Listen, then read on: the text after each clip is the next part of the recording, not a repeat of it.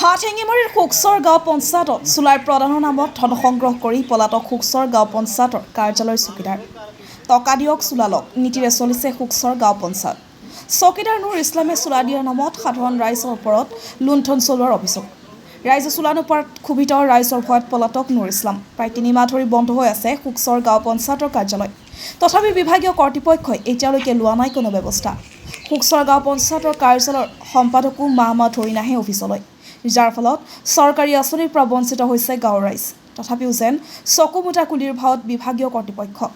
প্ৰশ্ন হয়, চকীদাৰ নুৰ ইছলামে চোলা প্ৰদানৰ নামত সংগ্ৰহ কৰা ধন কাৰ পকেটত সোমাল? কিয় নীৰৱ ভূমিকাত আছিল শুকচৰ গাঁও পঞ্চায়তৰ কাৰ্যালয়ৰ আন কৰ্মচাৰী? এয়া এক লাখটকীয়া প্ৰশ্ন। শুকচৰৰ পৰা প্ৰতিবেদন, নৰ্থ ইষ্ট ফ্ৰণ্টিয়াৰ নিউজ। এই যে নুর ইসলাম সোলোয়ারের নাম নিছে, হ্যাঁ নিছে 4,000 করি। এখন আর ওই যে ঘরের একগুলো অনলাইন করছি, কাগজ জমা দেওয়া নাগে, টেহা পয়সা নিয়ে এখন কুতিবেন পলাইছে যে ধরা বাইনে আমরা আসি আর ঘুরি যাই পঞ্চায়েত থাই, খুলে না তালা মারা। আমরা তো ঘুরি হেন 3-4 মাস থাই, তার আগে থাই বন্ধ, খুলে না, আসি আর ঘুরি যাই। এলে তাহলে কি করবো? তাহলে পাবলিক মারা বুদ্ধি করে নাই। পঞ্চায়েতে থাকি যদি কোনো কাগজপত্র জমা দিবেন না পাই, তাহলে এলে গরিব মানুষের কি বুদ্ধি হবো? এটার বিচার চাই আমরা, পঞ্চায়েত খুলে না কেন? মুক্তাদির রহমান, ভুতিয়াডাঙ্গা। এই আমার সোলারের পয়সা নিয়েছে, আমি নুসলাম জড়িত থাকে, মেম্বারও নিছে, নুসলাম সুদেই নিছে আর কি 4,000 টাকা। কয় সোলার দিম, এই সোলার নৌকাত উঠিছে, এতিয়া আহিব, আহাৰ কাৰণে কালি মই দিম, এতিয়া সোলাৰ না পালো। এই 2 বছৰমান হ'ল। নুসলামক তো লগেই পোৱা নাই।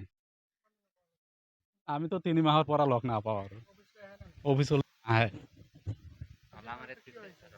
এই নুসলামৰ কিবা পঞ্চায়তৰ ছেক্ৰেটাৰীৰ আমাৰ কাম আছিল, ছেক্ৰেটাৰীও নাহে, নুসলামো নাহে। এইটো কামটো সিহঁতৰে।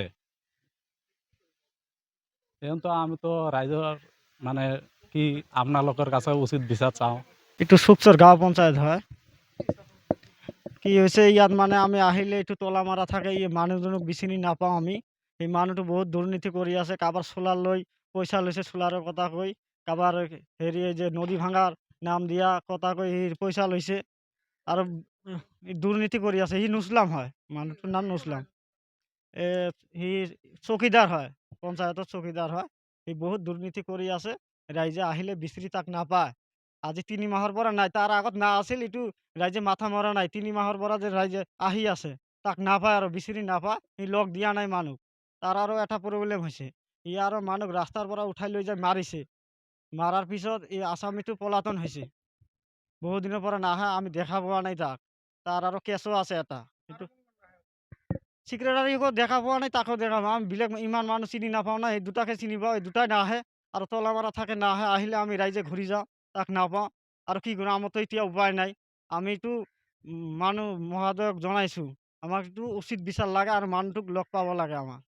হ'ল আমাৰ শুকচৰ পঞ্চায়তৰ এই যে নুৰ ইছলাম যে আছে, আজি এই 6 মাহস্থায়ী পঞ্চায়তত সিহঁতৰ মানে অফিচত নাহে। আৰু আমাৰ ইয়াৰেতো কেনেকুৱা অৱস্থা, শুকচৰ জীৱিত নদী এলেকা, এই যে দুখীয়া মানুহবিলাকৰ, এই যে মাইকী মানুহবিলাক, লেডিজবিলাক যে আহি আৰু ইয়াতে দেখা নাপায়, কাগজ লৈ আহে, কিবা পঞ্চায়তৰ বহুতো কাম থাকে, আহি ঘূৰি যায়, কাগজবিলাক জমা দিব, তাক আহিলে নাপায়। সি ক'ত বা ঘূৰি ফুৰে। 6 মাহতে পঞ্চায়তটো বন্ধ কৰি ৰাখিছে।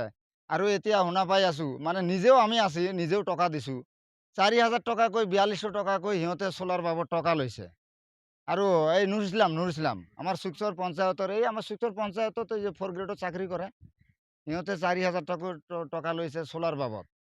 আৰু লৈ কেনে সিহঁতৰ ইমান দুখীয়া মানুহবিলাকৰ, এই যে মহিলা মানুহৰ পৰা পইচা লৈছে, 4,000 টকাকৈ লৈছে। এলে কি কাৰবাৰ এইবিলাক? মোক কালি পৰহি দিনা এই যে মহিলা মানুহবিলাক যাই কৈ আছে, কয় কাগজ জমা দিব যাওঁ মই, আৰু পঞ্চায়তত যাই আমি কাকো লগ নাপাওঁ। সোলাৰৰ পইচা লৈ পলাইছে সিহঁতে। প্ৰতি আৰু কেছ আছে, সিহঁতৰ কিবা কেছ চলি আছে, আৰু পইচা দিব না সোলাৰে দিব, সিহঁতৰ পৰা আমি সুধিলেহে পাম। সিহঁতৰ লগে নাপাওঁ আমি। উচিত তদন্ত কৰি আমাৰ উচিত বিচাৰটাই লাগে।